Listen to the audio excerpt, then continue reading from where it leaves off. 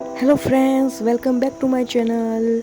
चलिए सीखते हैं DIY ड्रीम कैचर कैसे बनाते हैं। तो इसके लिए चाहिए हमें एक लूप। मैंने इधर प्लास्टिक की लूप ली है, आप इधर वायर भी ले सकते हैं। थोड़े से मोती और थोड़ा सा वूल चाहिए। तो अब ध्यान से देखिएगा कि कैसे हम बनाते हैं DIY ड्रीम कैचर। तो पहले हमें इस वूल को लूप के ऊपर से निकालना है और बीच में से इस वूल को वापस लाना है, जिससे कि एक नॉट हो जाएगी और ये सिक्योर हो जाएगा अपनी पोजीशन पे। तो ये देखिए, ये इस तरह का लूप बनेगा।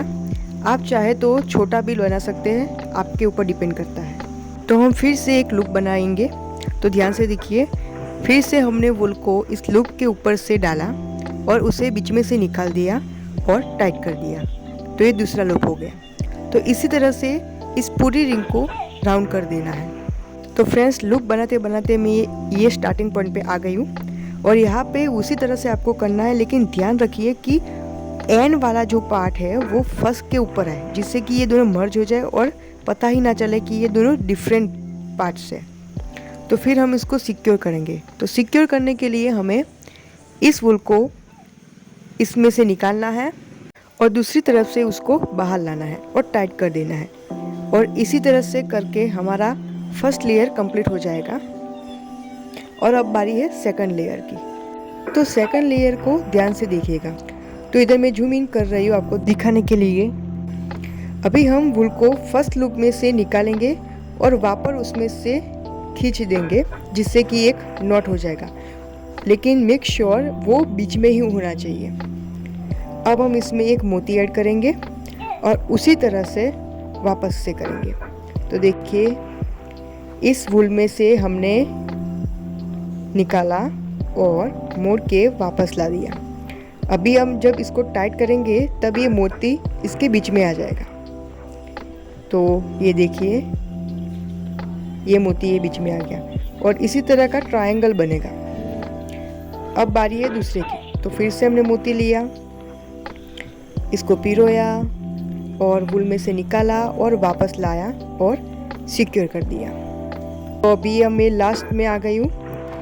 तो लास्ट में भी ऐसा ही करना है। तो इसी तरह से हमारी सेकंड लेयर भी कंप्लीट हो गई है। अभी थर्ड लेयर की बारी है। तो थर्ड लेयर के स्टार्टिंग में हम इस धागे को इस मोती में से निकाल देंगे। तो ध्यान से देखिए, इस तरह से हमको खींच देना है। तो ये वैसे ही स्टार्टिंग पॉइंट होगा जैसे कि हमारी 2 लेयर में हुआ था। तो अभी हम फिर से मोती लेंगे, लेकिन मैं यहाँ पे छोटा वाला ले रही हूँ, जिससे कि मैं आपको दिखा सकूँ। तो हमने लिया। अब इस धागे को फिर से इस मोती में से निकाल देना है और ऐसा करने के बाद आप देखेंगे फिर से एक ट्रायंगल बनेगा।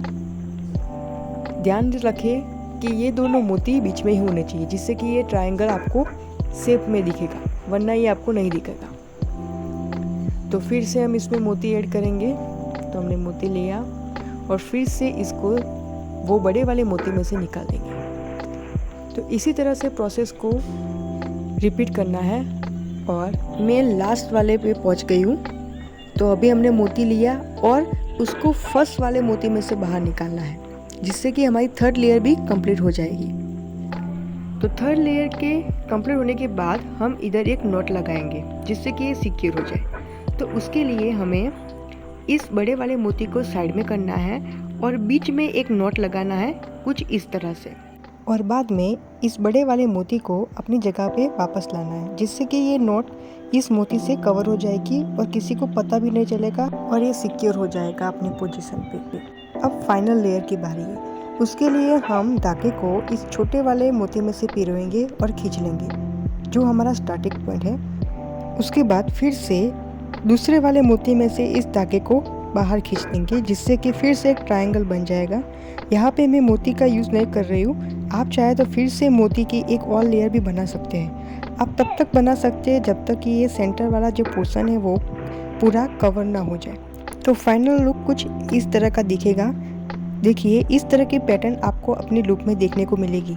आप इधर डिफरेंट कलर के वूल का भी इस्तेमाल कर सकते हो, जिससे कि ये खूब अच्छा दिखेगा।